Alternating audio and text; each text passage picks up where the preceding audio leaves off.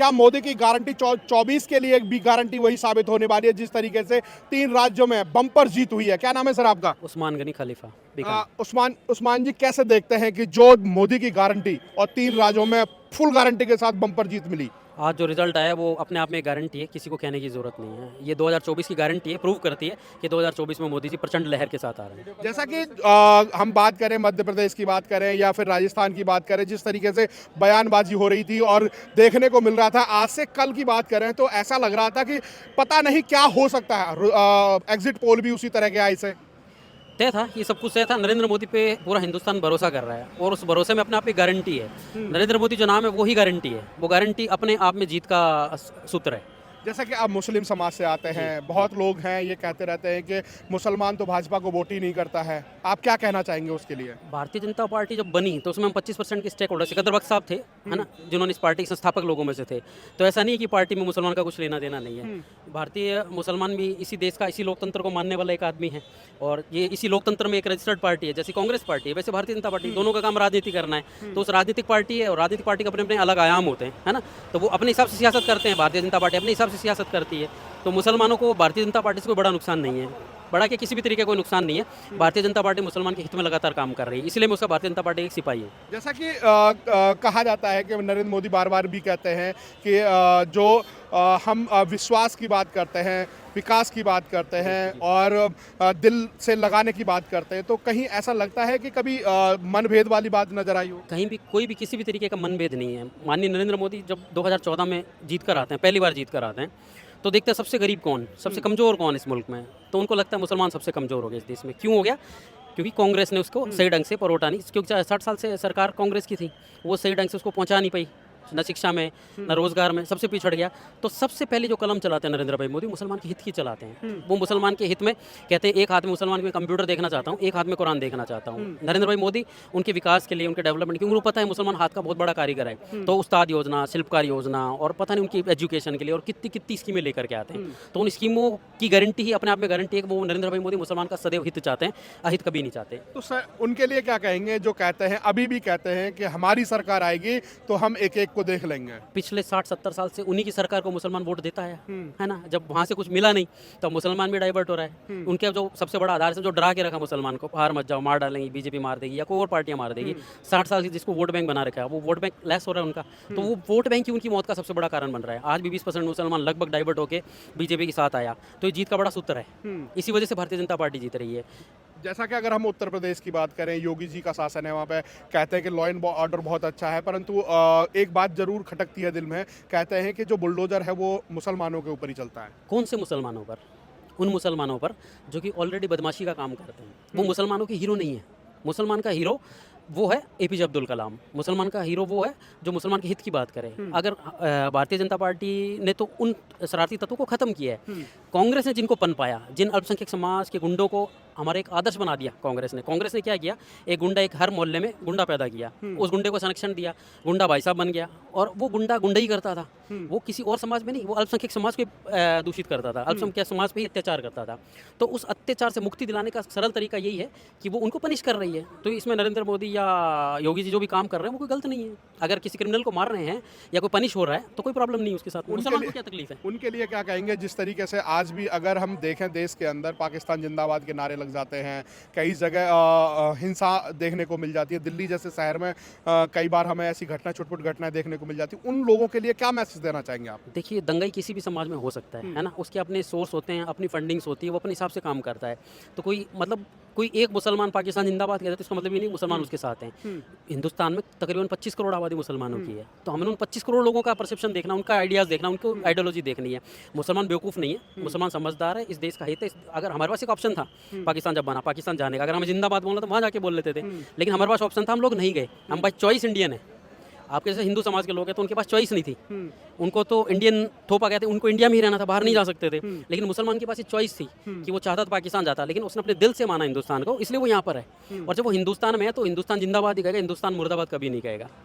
तो पर ऐसा है ना कि जब एक आदमी अगर जिंदाबाद बोलता है, पाकिस्तान जिंदाबाद, तो उससे पूरे धर्म को उसी चश्मे से देखा जाता है। ये गलत है। कोई भी अगर इस तरीके के परसेप्शन से फ़ायदा उठाना चाहता है तो ये इसमें राजनीति है। वो अपना फ़ायदा चाहते हैं, मुसलमान को एक डिफेम करना चाहते हैं कि इस तरीके से कि हाँ ये मुसलमान जो है गलत है, सारे ऐसे हैं। सारे मुसलमान ऐसे थोड़ी हैं। मुसलमान जो है, मुसलमान तो देश हित का काम करता है। मुसलमान हिंदुस्तान के साथ कदम से कदम मिला के चल रहा है। 25 करोड़ आवाम को देखना आपने, उस एक आदमी को नहीं देखना है जो कि पाकिस्तान जिंदाबाद कहता है। हम उसकी कड़ी भर्त्सना करते हैं, कड़ी निंदा करते हैं कि वो पाकिस्तान जिंदाबाद कहता है, तो क्यों कहेंगे हम पाकिस्तान जिंदाबाद? हम तो वो लोग हैं जो कि वीर अब्दुल हमीद से प्रेरित हैं, जो कि अपने पे बम लगाकर भी पाकिस्तान के पूरे टैंकों को उड़ाने की मादा रखते हैं। मुसलमान तो वो है।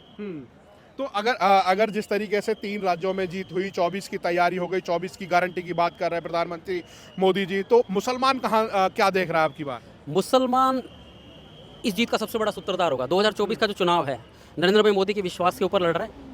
नरेंद्र भाई मोदी मुसलमानों के लिए काम कर रहे हैं और मुसलमान भी नरेंद्र भाई मोदी को अभी जैसे इस स्टेट में जो बहुत सारा बहुमत दिया, 20% वोट दिया मुसलमान ने, तो मुझे ऐसी उम्मीद है 30 से 40% मुसलमान वोट देगा और वो वोट ही जीत का सूत्र होगा, जो कि भारतीय जनता पार्टी को 400 पार लेके आएगा। क्योंकि राजस्थान और मध्य प्रदेश, छत्तीसगढ़, जिस तरीके के आंकड़े सामने आए, वो एक बम्पर लहर की तरफ दिखाई दिए। मोदी का चेहरा वहाँ पर, मोदी का जादू, मोदी की गारंटी वहाँ पर देखने को मिली। मोदी हिंदुस्तान की आवाज़ है अभी के टाइम में।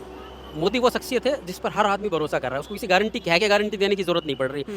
हालांकि कांग्रेस बार बार कहती है हमने ये गारंटी दे दी, हमने अनाज में गारंटी, मेडिकल की गारंटी और ये गारंटी, लेकिन फिर भी आवाम भरोसा नहीं कर रही। क्यों? क्योंकि नरेंद्र मोदी अपने आप में एक बहुत बड़ी गारंटी है। वो गारंटी है नरेंद्र मोदी का विश्वास, और उस विश्वास के साथ मुसलमान है, हर हिंदुस्तान का हर नागरिक खड़ा है। जैसा कि अभी यूएई में गए, कितना भव्य स्वागत हुआ। इससे पहले भी बहुत बड़ा उन्हें पुरस्कार से नवाजा गया, और अब वहां से यूएई से भी नारे लग गए कि अब की बार 400 पार। डेफिनेटली 400 पार तो 100, ये तो अपने देश की सियासत है। 400 पार तो उनको जाना ही जाना है, लेकिन विदेश में भी जहाँ जा रहे हैं आप ये देखिए, नरेंद्र भाई मोदी जब भी अपना शपथ ग्रहण समारोह करते हैं, पहला शपथ ग्रहण समारोह करते हैं, तो अपने पड़ोसी पाकिस्तान, जिससे हमारी बहुत सारी कटुता रहती है, वो पहली बार उनको एज ए गेस्ट इन्वाइट करते हैं। वहाँ पर नवाज शरीफ साहब आते हैं, तशरीफ लेके आते हैं, और उनको भी उसी इज्जत के साथ, उसी अखलाक और उसी मेहमान नवाजी के साथ बख्शा जाता है, उनका स्वागत किया जाता है। तो मुसलमानों के खिलाफ तो हुए नहीं। तो कहीं ना कहीं जिस तरीके से अगर हम बात करें कि जैसे पाकिस्तानी अपना हमेशा दूसरी नज़र से देखा जाता है और दुश्मन नज़र से ही देखा जाता है, तो कहीं ना कहीं जैसे सर्जिकल स्ट्राइक हुई, इंडिया के अंदर बैठे हुए लोग, उन्होंने सबूत भी मांगे थे। ये उस पार्टी का परसेप्शन है, जिनको सबूत चाहिए वो सबूत मांगे। हमने तो काम करना था, काम करके दिखा दिया है ना। तो हमने काम करना होता है। अगर कोई हमारे पे आंख उठाएगा तो हम उसकी आंख निकाल देंगे, उसमें कोई बड़ी बात है। पाकिस्तान क्या, वो कोई सा भी देश हो भले।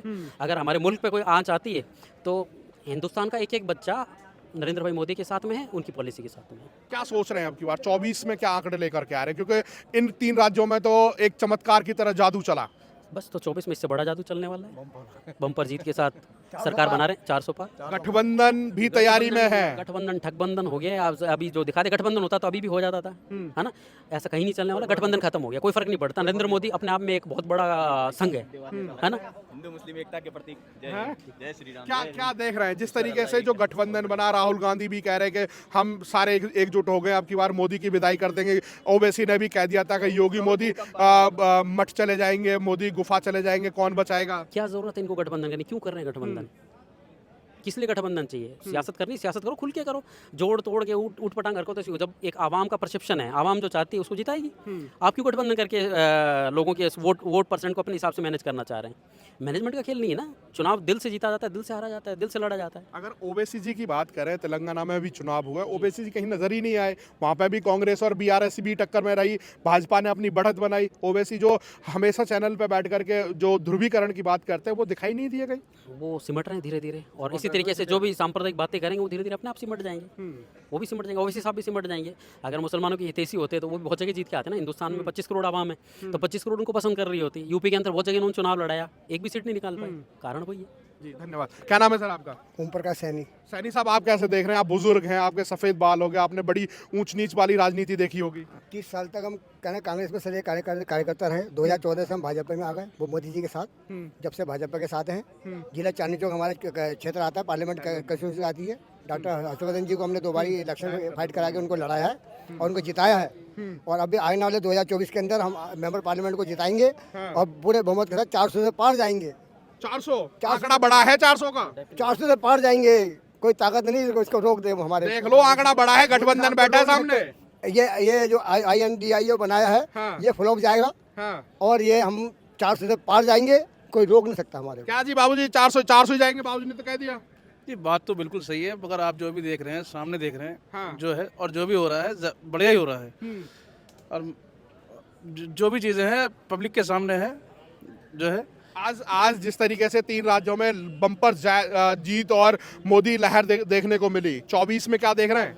24 में भी यही ले रहेगी, यही रहने वाली है। यही ले रहेगी और लहर और इससे ज़्यादा बढ़ेगी। हाँ। क्योंकि विश्वास है पब्लिक का, जनता का विश्वास है जो है। और जो भी चीज़ देख रहे हैं आप अपनी आंखों के सामने देख रहे हैं, मोदी जी की मेहनत, कार्यकर्ताओं की मेहनत, सांसद मनोज तिवारी जी की मेहनत, सांसद गौतम गंभीर जी की मेहनत, और जो कार्यकर्ता हैं उन लोगों की मेहनत जो है।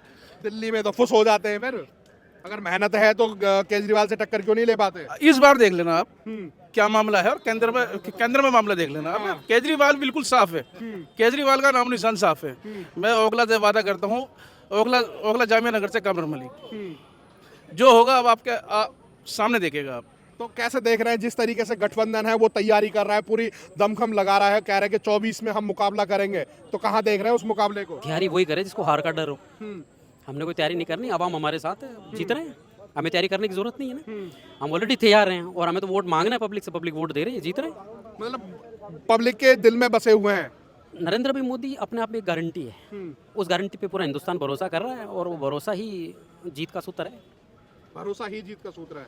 क्या भाई साहब आपको भी लगता है? क्या नाम है आपका? जी जाहिद नाम है मेरा। जाहिद जी, आप क्या देखते हैं? बम्पर जीत होगी इंशाल्लाह बम्पर 24 में भी। ऐसा तो ना हो कि ईवीएम के टाइम पे मन भटक जाए। वो कुछ नहीं, कहने की बातें, कहने की बात वो है। कुछ नहीं, जनता का विश्वास भरोसा नहीं। कहते हैं कि मुसलमान तो बीजेपी को वोट ही नहीं करते। अरे भाई रिजल्ट है ना स्टेट हमारे प्राइम मिनिस्टर काम भी तो कर रहे हैं भाई, गरीबों को भी तो देख रहे हैं, वो वोट कहाँ जाएगा, इन्हीं मिलेगा।